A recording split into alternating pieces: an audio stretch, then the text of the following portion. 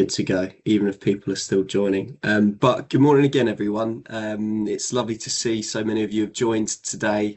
My name is Niall Dowds, and I am a broker propositions manager here over at Zurich. So it's my pleasure to be able to host today's webinar as part of our Club Blue webinar initiative, our business development webinar series that we host in collaboration with Zurich Resilience Solutions. And I will pass over to Gary shortly just to introduce himself, but I'll just run through a quick bit of housekeeping first, if that's okay.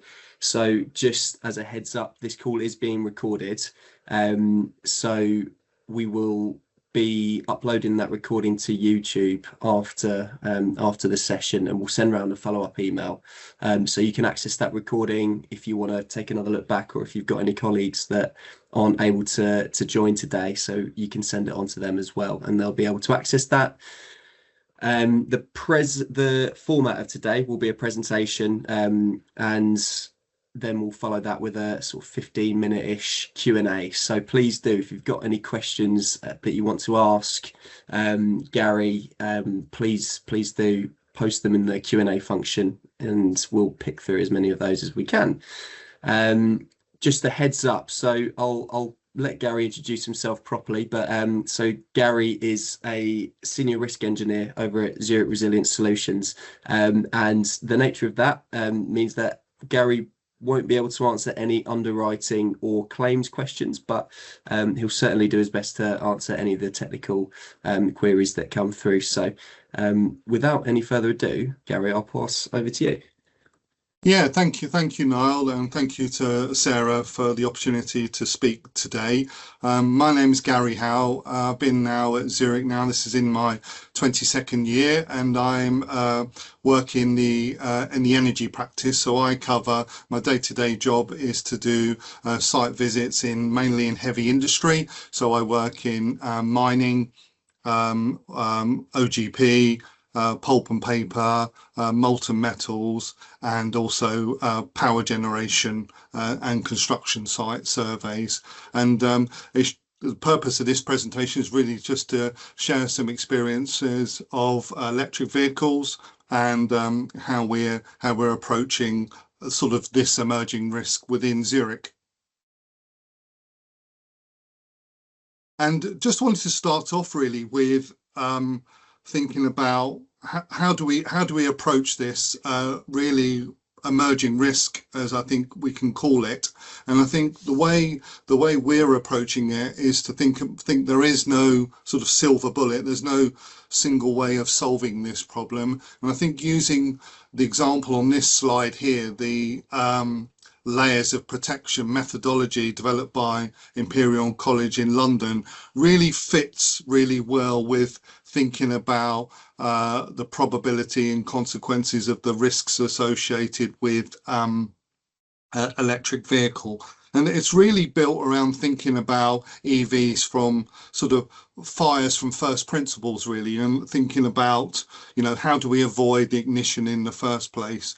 And hierarchically, the model is built from left to right, from prevention to structural resistance, and I'll cover that in parts today.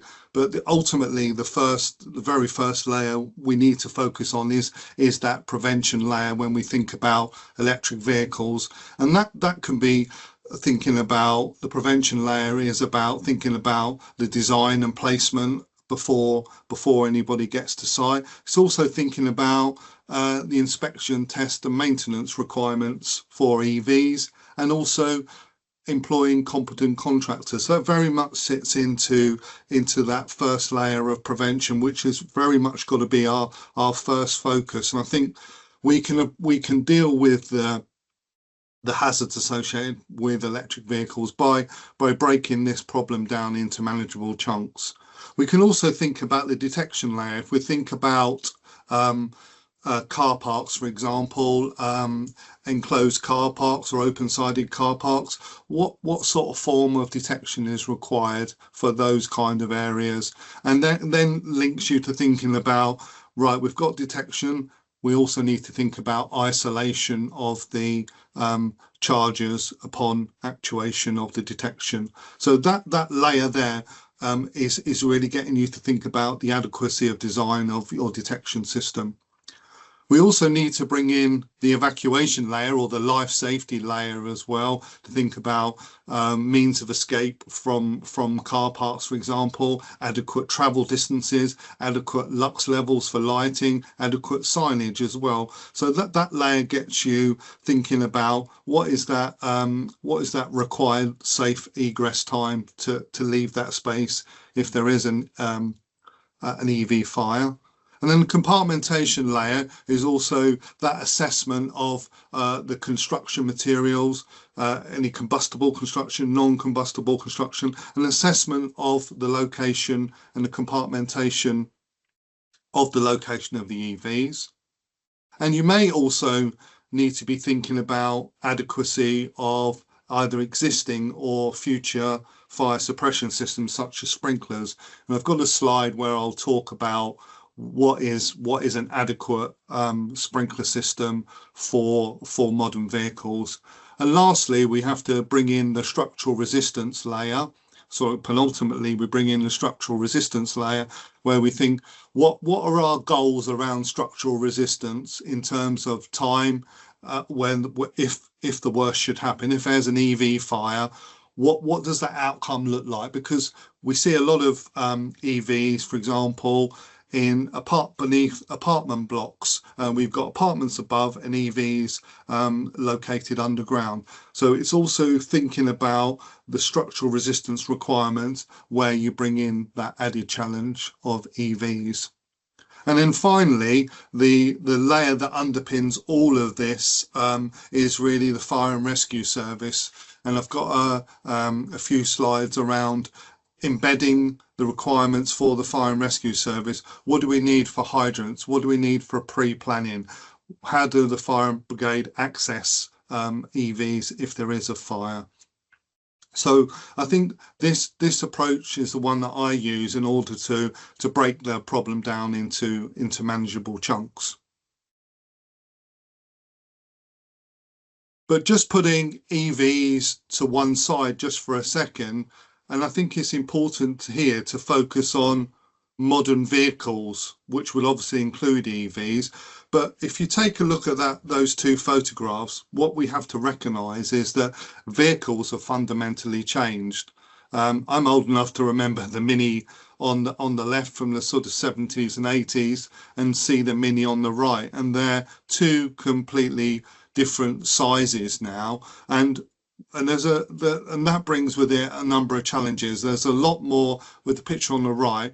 Modern vehicles have a much higher preponderance for thermoplastic materials, plastic fuel tanks. All of those safety features have brought a lot more in the way of combustible materials, plastic materials that aid the safety of that vehicle, but also the vehicles have got much bigger, and that has that plays a part in how they perform in fire conditions.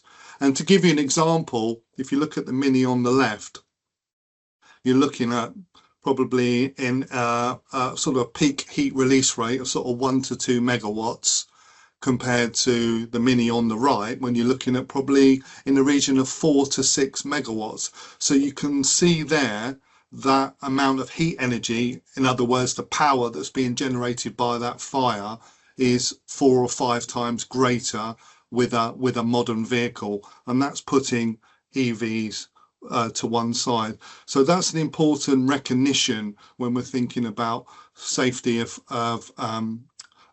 fire safety of modern vehicles. And we'll probably all recognise that if you've got one of these modern vehicles, you'll find that the car parking spaces that we see everywhere are often quite narrow for a modern vehicle. It's often quite difficult to open your door to get out, and that's due to that growth in size of a vehicle. But that has big implications for fire growth due to that greater concentration of thermoplastics.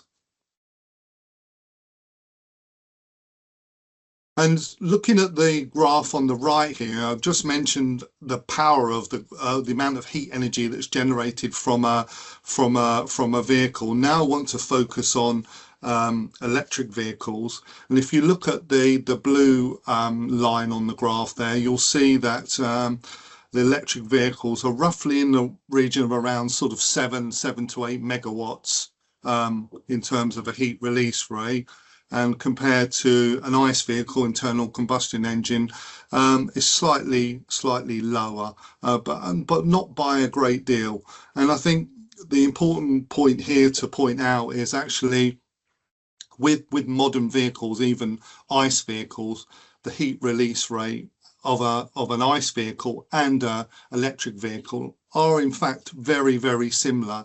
The main difference to know really is that the peak heat release rate just happens quicker with an electric vehicle. So the time to reach that maximum heat release rate happens earlier.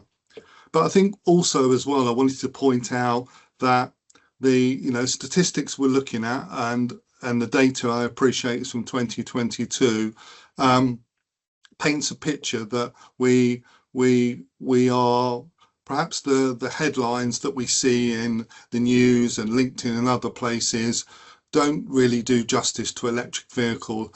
Statistically, the number of EV fires is still relatively low at the moment, and I think it's important when we look at the data and look at the information in those news headlines, we have to take a step back and have a more realistic approach to the challenges associated with EVs, because I believe it's vastly overstated at the moment, and the data on the slide demonstrates that point really, that that EV fires are statistically quite low still.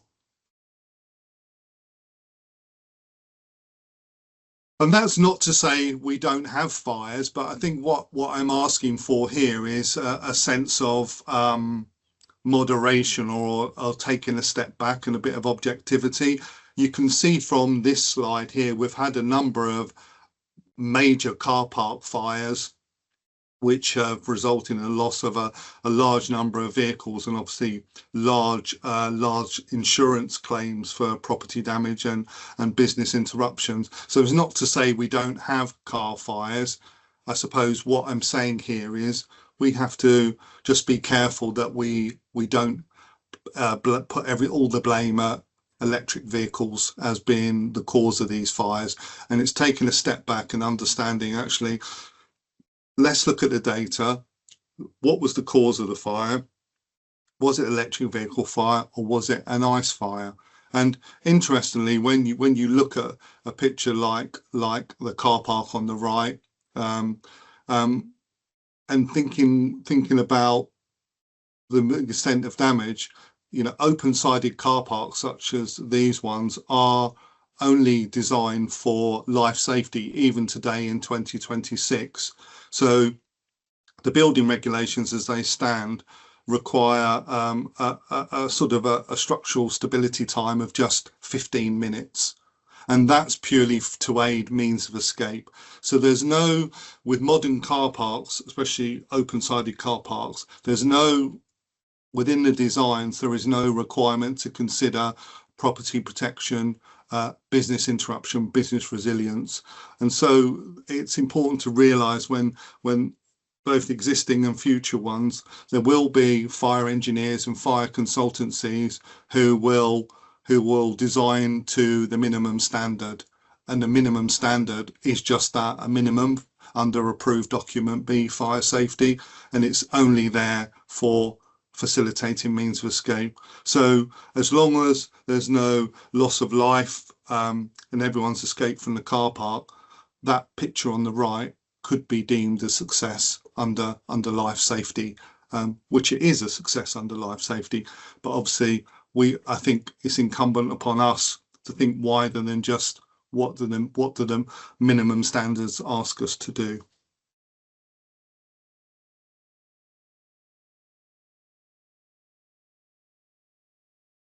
And then just thinking about something I've touched upon here around the news headlines. It's an interesting headline I pulled from the BBC website. On the picture on the left, fire from electric car spreads through house, which I think paints a slightly negative picture of electric vehicles.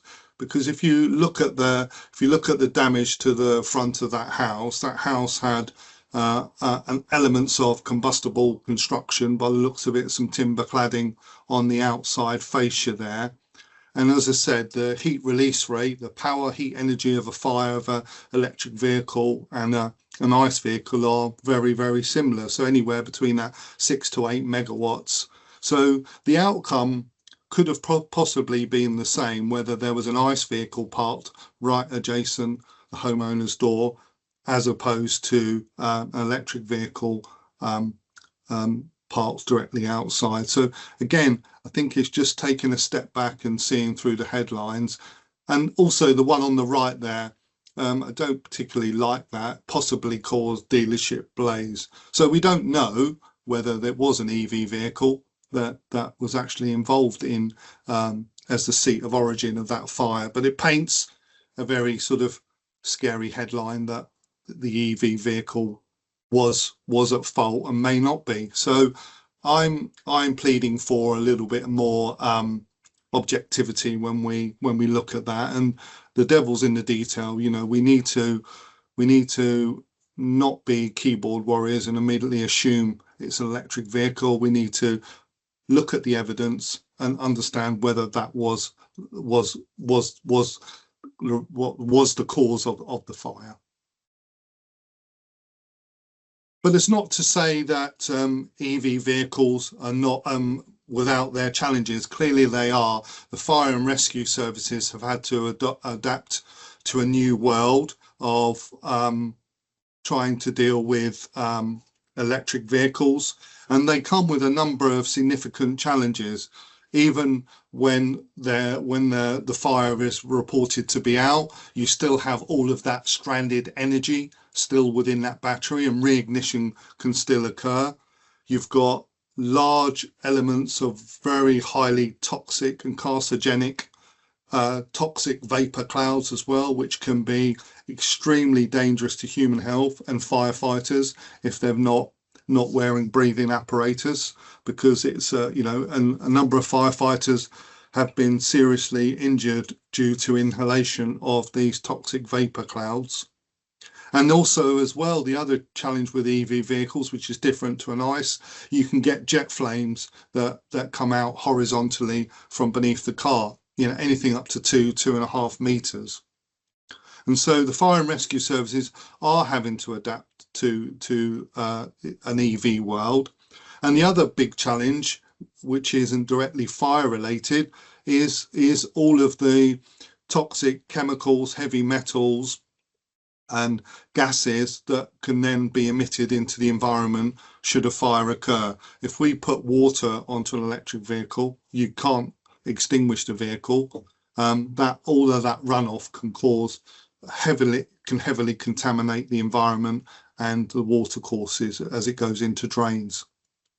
So if you look at the picture on the right, this is a picture from a recent fire in the US, where the fire and rescue service turned up to an EV fire in a shopping centre, and what they did was they got the winch, they hooked it onto the burning EV, they pulled it away from the charging units, and they adopted a let it burn scenario with that car, because that is the least worst situation. You're not then pouring water on or trying to extinguish a car.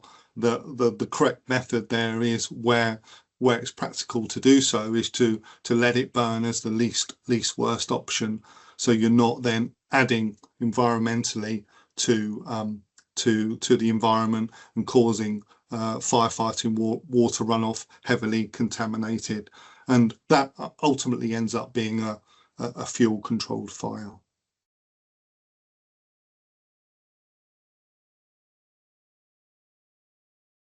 So when we do our site assessments, site inspections on behalf of our clients, we focus on a number of key areas for EVs, and I just wanted to highlight those main 8 areas, which I'll pull apart in a little bit more detail.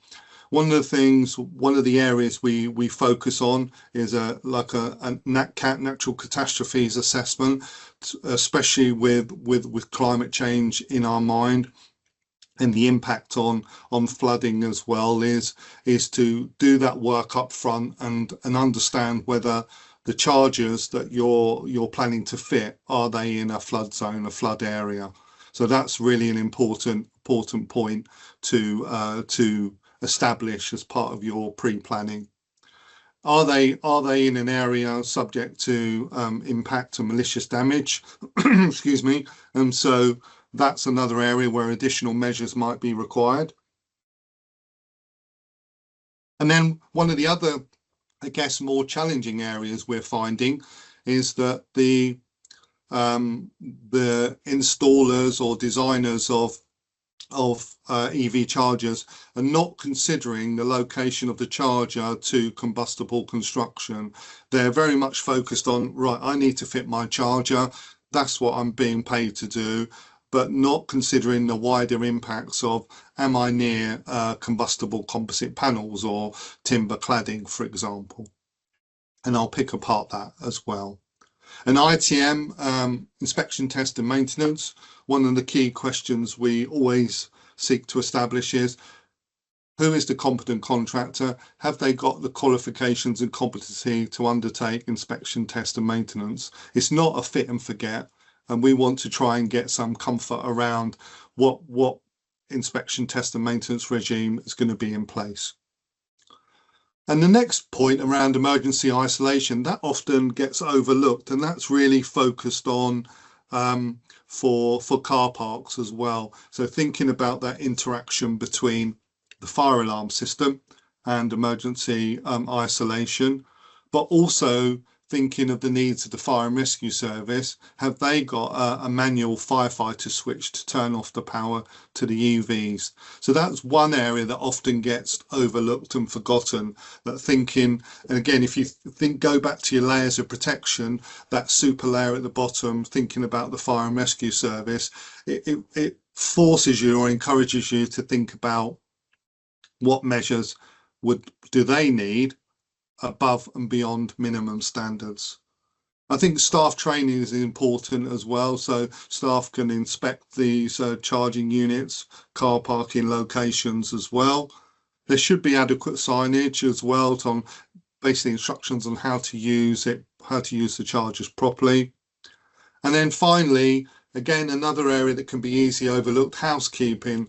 I've done a number of site visits recently where I've seen accumulations of leaves and rubbish and crisp packets and so on around charging units as well. So again, it's just asking the question around, are you doing daily, weekly checks of your charging units?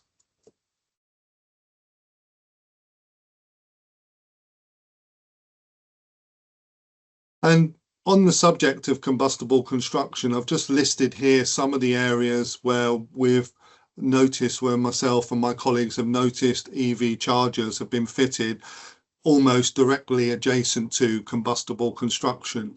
And here's a good example with the photograph on the right here, where there's perhaps a little bit of a lack of joined up thinking about how does this impact on the building if we have a problem with the charger or we have a problem with the electric vehicle.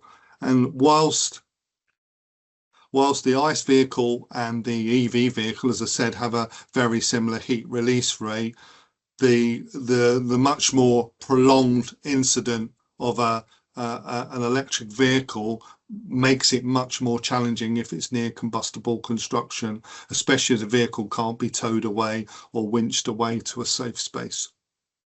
And then we have some guidance there for you on that bottom bullet point.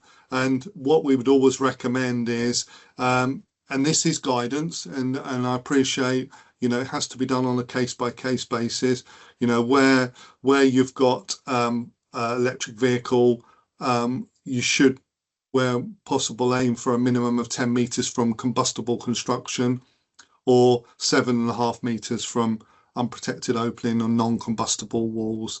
And that's obviously got to be on a case-by-case basis, but it's a good, useful starting point to initiate a conversation.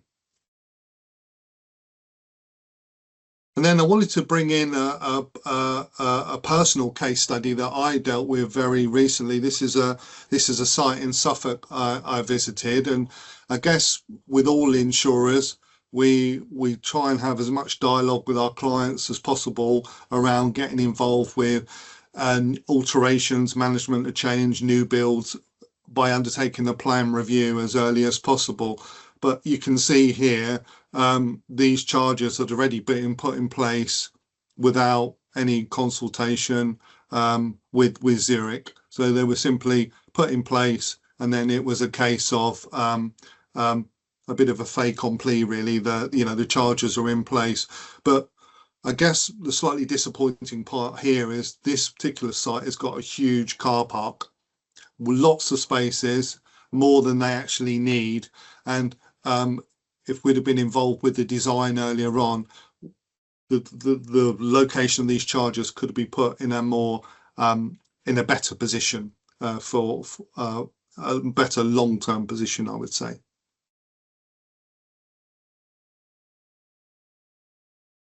And then just moving to open-sided car parks, such as the one shown here in this picture here.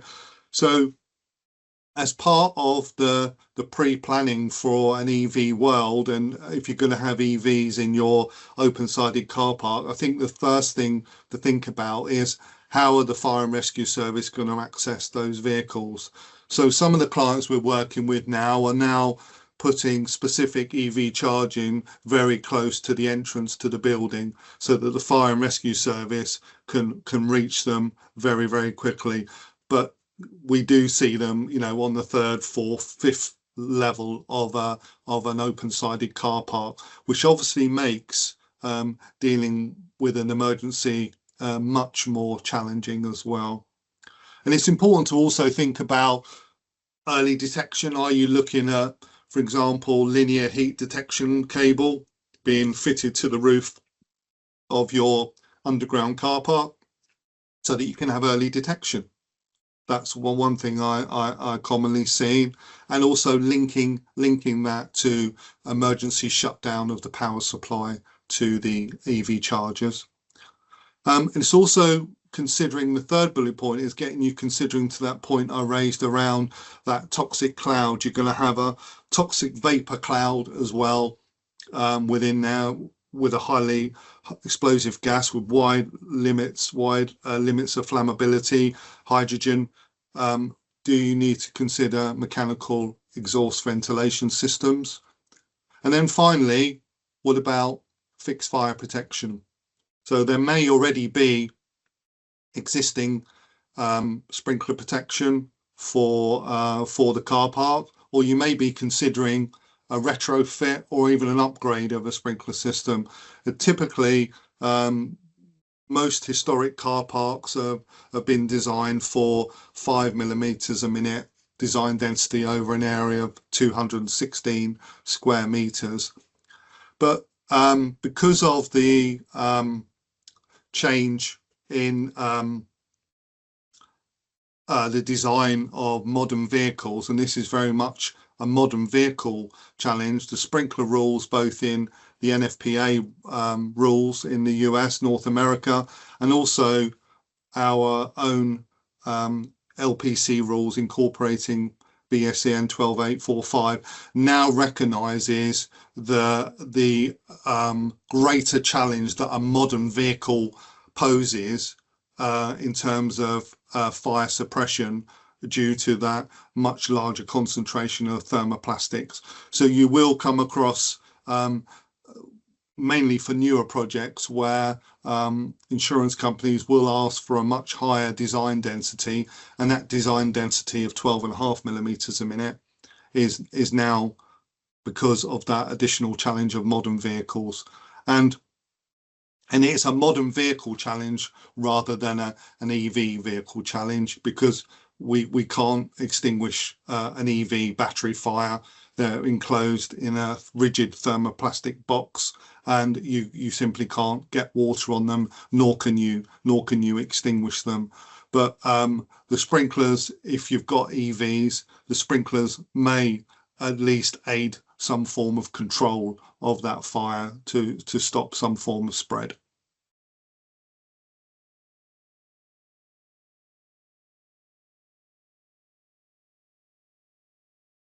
So just some additional points to think about for the fire and rescue service.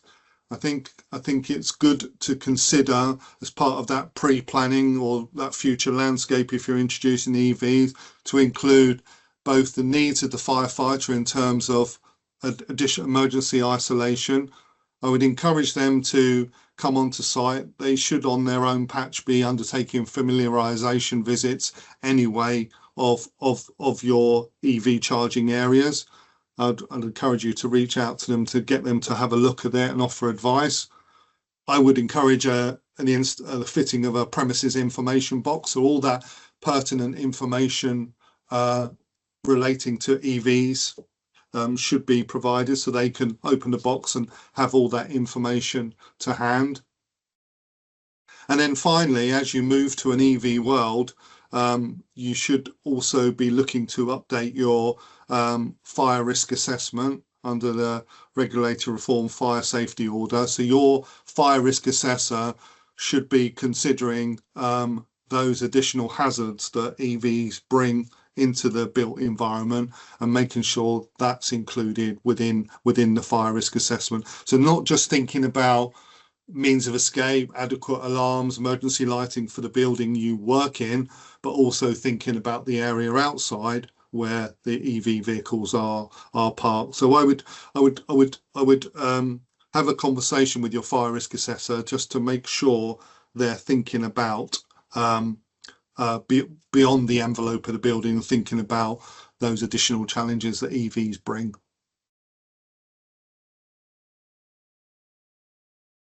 And then how do we solve that? We solve that problem. I think we solve the challenges of EVs through design. We've got to think about all these challenges that have been mentioned before they're installed. At the moment, there's a lot of systems going in, being installed, and then we've then got a problem to deal with. I think it does come down to spending that time thinking, using that old adage of measure twice and cut once, really, as we go to EVs, thinking about adequate design, adequate competent contractors, getting that design right before you sign off on the project, getting comfortable with the inspection, test and maintenance requirements as well. What do they look like, how often, and who by?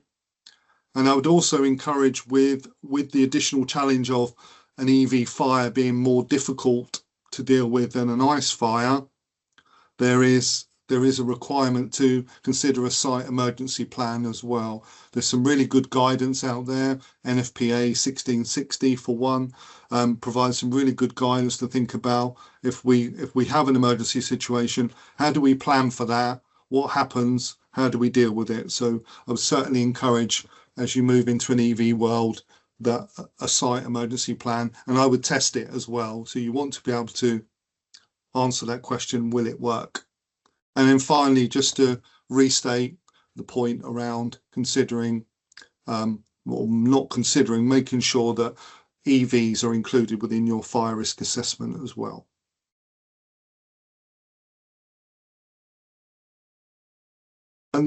And for me, this is one of the most important ones as well. I spend a lot of my time dealing with major projects around the world, and I think the ones that are most successful and the ones that we have least problems with and are the ones where we're dealing with competent people, competent contractors. So there's a really good guide out there, and I would want anybody installing EVs to have a very good working knowledge of that code of practice. So not only being a competent electrician I would want them to be able to demonstrate knowledge and competency for that code of practice.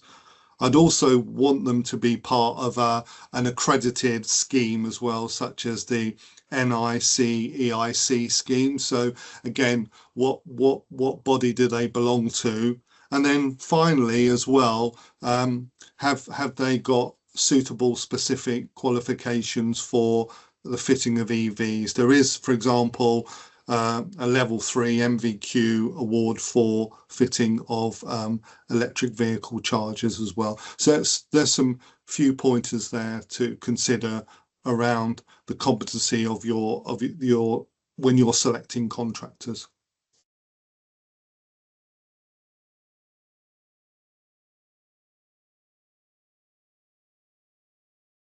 Yeah, and then just thinking about some of the additional challenges we see there as well. And I think we can deal with that first one about, is it installed correctly or by unqualified persons? Have a look at the government guidance around EV chargers as well. But most importantly, that last document is really important around that code of practice. So we can design out these problems by employing competent people, making sure they're using the right type of charger and given some guidance there. And in some cases, you may need to consider, a fire rated enclosure depending on where the charger is located.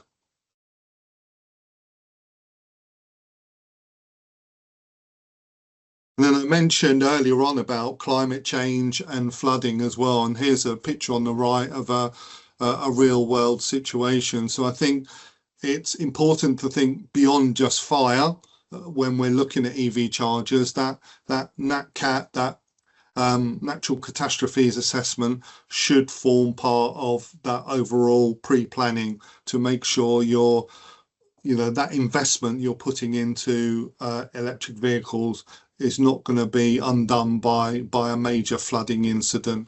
And most all reputable insurers have the ability to look at flood zones, flood maps to see and provide advice around that subject. One of the other challenges we're starting to see, unsurprisingly, creeping in as well is the lack of inspection of training cables, and that being an obvious slips, trips and falls issue as well. So from a liability perspective, again, it's not a fire related issue, but it's something else to add into the mix. And not only flooding, but also thinking about liability, slips, trips and falls. How are you going to manage this additional risk of cables being trailed over pavements? And obviously there's a risk of electrocution if there's a water issue, flooding issue.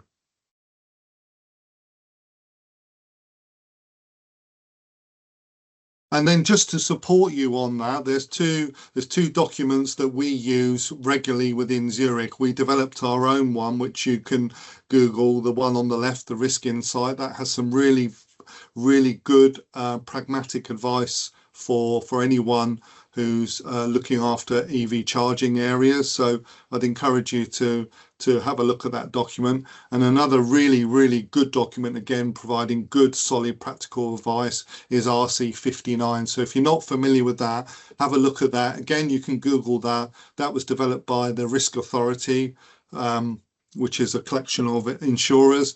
And again, that has some really good insights and practical advice. And insurance companies will generally be recommending RC59 as the sort of as the template to use for adequacy of your EV charging. So just staying with, or just keeping with the subject of liability really, and moving on to beyond fire as well. Have a think about how you're going to manage that risk of tripping damaged cables. Are you going to put covers over the trailing cables, for example, the rubber covers, so that you are not causing a trip hazard? And one of the other common problems I see are chargers put right next to fire escape routes as well. So that's another challenge again. This can be dealt with by good design early on. So the people who are installing these chargers won't be thinking about means of escape. They won't necessarily be thinking about combustible construction. They'll just be focusing on their world, their little world of fitting the EV chargers. So it needs to be looked at more holistically. And again, making sure there's no risk of overheating as well is another important point to consider in terms of where the charger is located.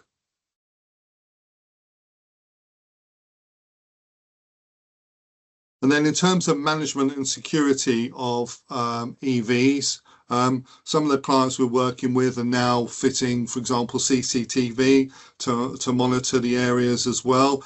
Some of our clients are doing some daily checks to make sure there is no rubbish, leaves, etc. around there, and marking the area around the EV chargers with like yellow paint markings on the floor to try and keep that 2 meter clear distance.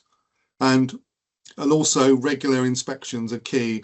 It's common for me to see damaged cables, cables where the insulation is starting to fray, just because there's been no form of regular inspection of the cable.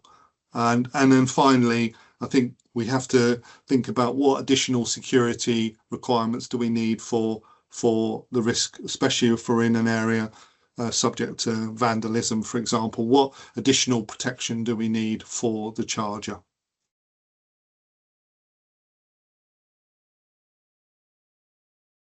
And then just some additional advice really around covering liability as well and the risks associated with liability. I think there's some really good guidelines that we use for Department of Transport, but I think the main two really are making sure you've got that appropriate signage. I think that's absolutely key. The suitable signage, the standard signage now available for EVs, and making sure the environment is suitable for an EV environment, suitable lighting, emergency lighting, ventilation, housekeeping, all of those sort of, shall we say, pragmatic issues, low cost issues to make sure the environment is suitable for EV charging.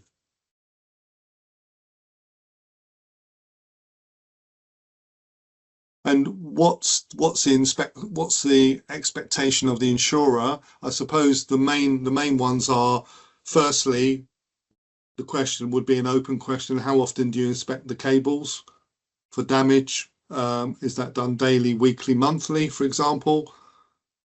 How do you demonstrate that you're mitigating the risk of slip, strips and falls? Cable covers, for example. What's the mechanism for dealing with damage? Is there like an impairment process? So you have got a damage process. Where's that loop that picks up that damage, circles back to make sure that's repaired in timely fashion? And again, instructions to how do I use that charger safely, keeping it simple for users to be able to use EV chargers as well, should be conspicuously located.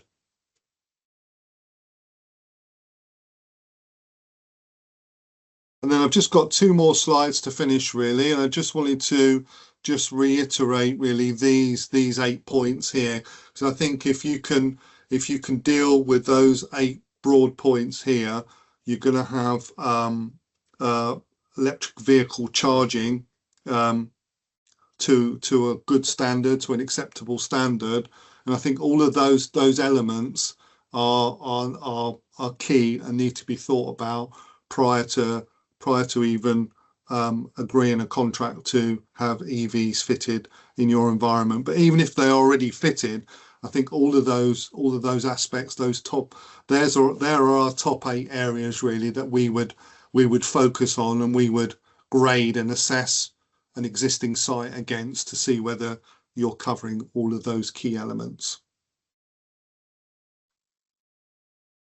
And then finally, coming back full circle, the penultimate slide here is just to say that I think this approach here, this layers of protection approach, does stand us all in good stead for an EV environment. It helps us to work through the challenges and provide suitable control measures at each stages of those layers. And I think by following a logical, pragmatic approach to EVs, we can deal with this emerging risk in a structured way.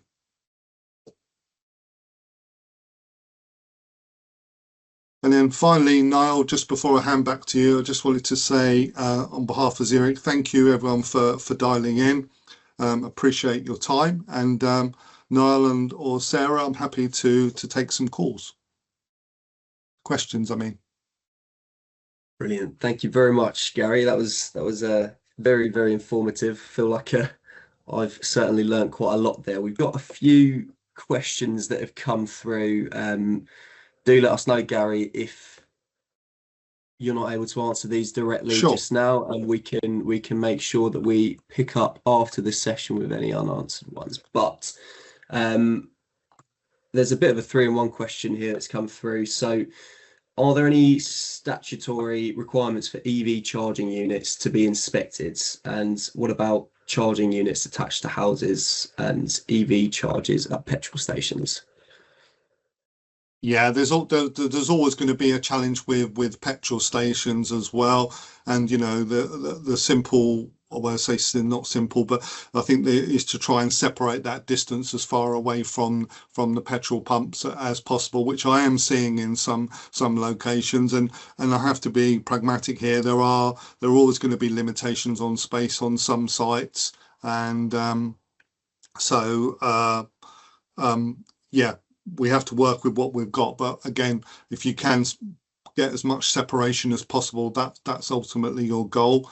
In terms of houses, yeah, what we would normally advise is having them on an outside wall, on a non-combustible brick wall, for example, chargers, and away from windows, you know, escape routes, etc., like that. So try and make sure they're on non-combustible construction and try and position them as best as you can away from any means of escape.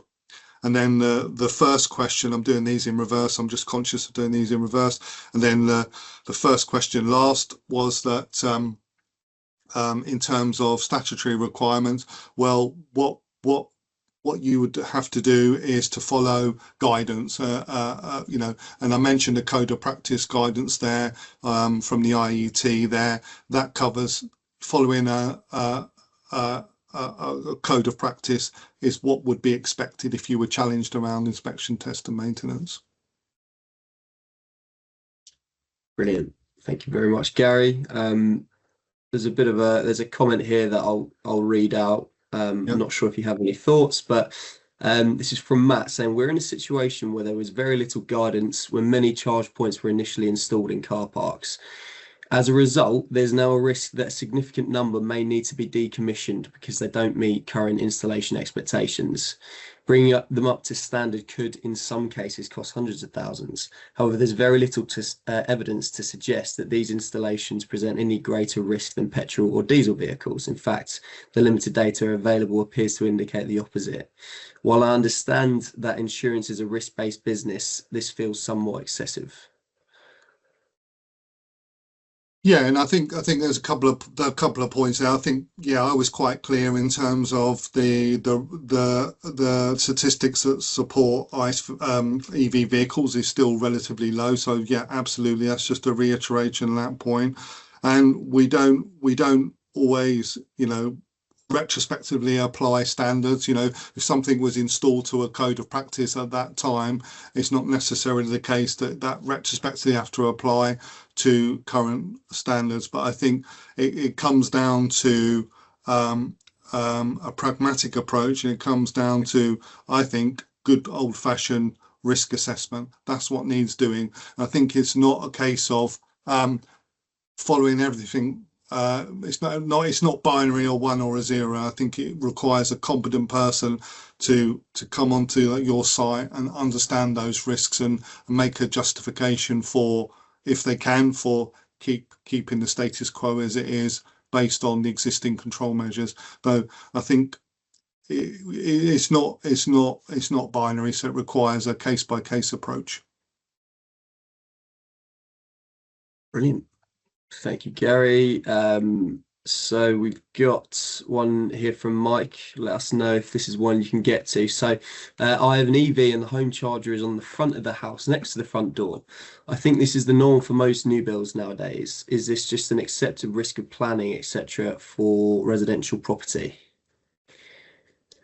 Yeah, and I think that's a good question. Yeah, I see a lot of those there, and I think the concern really isn't the fire risk of the charger itself, is it? It's the in the rare event of the vehicle really catching fire. So that's much more of a risk than the charger itself. So I think again, it's taking that step back and thinking, right, if I have an EV vehicle on my driveway, what does that look like if I do have a very rare event of an EV fire? I think that is perhaps focusing more on that rather than the charger per se. Yeah. Okay. Thank you. We've got one here from Thomas saying, when completing fire risk assessments for private or public car parks without EV charging, what is a proportionate stance on EV parking segregation? Would you recommend designated EV bays, e.g., closer to fire service access points with increased separation? Or is the current likelihood of EV involvement too low to justify such controls in the absence of specific risk factors? I think, yeah, there's a number of points there. And I think for me is to try and, where possible, locate the EV vehicles and EV chargers as far away from the building as practical as you can be. Absolutely include it within your fire risk assessment. And not statistically because they are less than ICE vehicles. It's just the much bigger challenge to firefighting and time to extinguishment, i.e., let it burn. So I think a dedicated area away from the construction of the building is a good thought to have. Brilliant. Thank you, Gary. I've got another one here from Mike saying, does inspection of EV chargers just fall within the general EICR under EAWR, or are there any prescribed rules now or in the future? Well, I think the rules are for us what we do as risk engineers is we perhaps look at it from a slightly different direction. We try not to tell you what you must do and what you must follow. The question really is, what guidance are you following really? And as long as we have confidence around the the quality of that guidance or that code of practice, that would be generally acceptable. So really, it's how much confidence can we have in that standard or code of practice, would be the question I would generally ask, rather than say you must do A, B, or C. Brilliant. Thank you very much. Just trying to pick through some of the other ones that are coming through. Uh,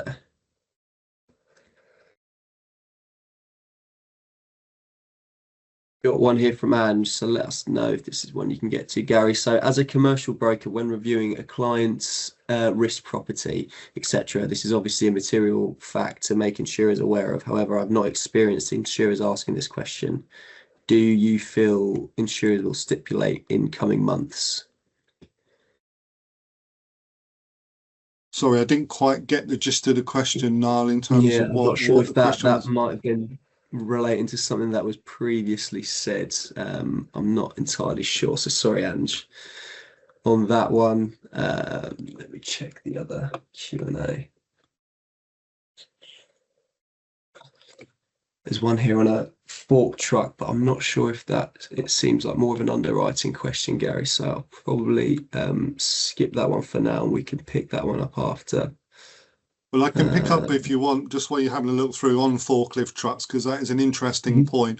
We're seeing a lot more in the way of lithium ion forklift trucks now being brought into warehouses and shops and other areas. So it has parallels with electric vehicles, and so what we're now seeing now is that additional risk coming into a warehouse, for example, and there's now a much higher level of controls needed. So things like combustible gas detection, automatic fire detection, gas extraction ventilation systems. So it's not just a simple case of bringing a lithium-ion forklift truck in. And again, similar to EVs, we'd want to try and have that forklift charging area away from the main facility. Otherwise, there's quite a lot of additional controls if you want them within your building, bearing in mind you simply can't extinguish a lithium-ion battery fire. Brilliant. Thanks, Gary. We've got a few questions in here about the recording. So yes, we will be sending this out afterwards. We're just going to upload it to YouTube, and then we'll send that link round in the follow-up email, as well as feedback form and any kind of follow-up materials. So please keep your eyes peeled for that. It'll be sent round to you hopefully at some point this afternoon. Not sure if any other questions are coming through. If anyone's got anything they want to ask. I'm happy, Niall, if anyone wants to come on camera on or ask me a question or whatever, if you want, happy to do that. If anyone wants to, we've got 4 minutes if anyone wants to do that. Sure.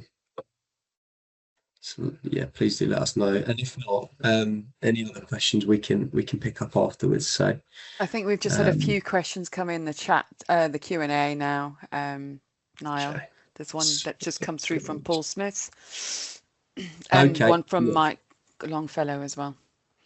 Okay, thank you, Sarah. So Paul has asked, is the thermal release from lead acid batteries significantly less than lithium ion polymer cells? Yeah, the short answer to that one is yes, in terms of the heat release rate. And again, just to reiterate that point, if you've got we're seeing lithium-ion batteries replacing lead-acid batteries, for example, for UPSs in offices and data centers and so on. So where you bring that, where you swap over from an existing lead-acid environment to a lithium-ion battery, not only have you got a greater heat release rate, you've also got the fact that lithium-ion batteries produce their own oxygen as well. So they've got a self-generating fire, which goes into a chemical thermal runaway as well. So again, it's really bringing that competent person on board to think about all those layers of protection, and the implications of moving from one type of battery to another requires a bit of careful thought. Brilliant. Thank you, Gary. I think we're probably coming to a natural sort of close here. So Okay. Sorry, Niall, we're all can I happy. just stop you there? Did you, that question from Mike Longfellow, was that answered? Sorry. About the EV chargers. Yes. Yeah, we went Okay, through that. that's great. Yeah. Brilliant. Thanks. Okay. Well, in that case, if anyone has any questions that we haven't been able to pick through today, then please do. You'll see an email come through in the follow-up, and we'll be able to get back to you. So just let us know. And a big thank you from us for joining today. It was great to see such high numbers on today's webinar, and thank you very much, Gary, for talking us through all of that. And yeah, from some of the comments that are coming through, I think lots of people took a lot from the session. So I hope everyone has a lovely rest of their day and weekends, and we hope to catch up with you all very soon. Thank you. Thank you. Bye bye.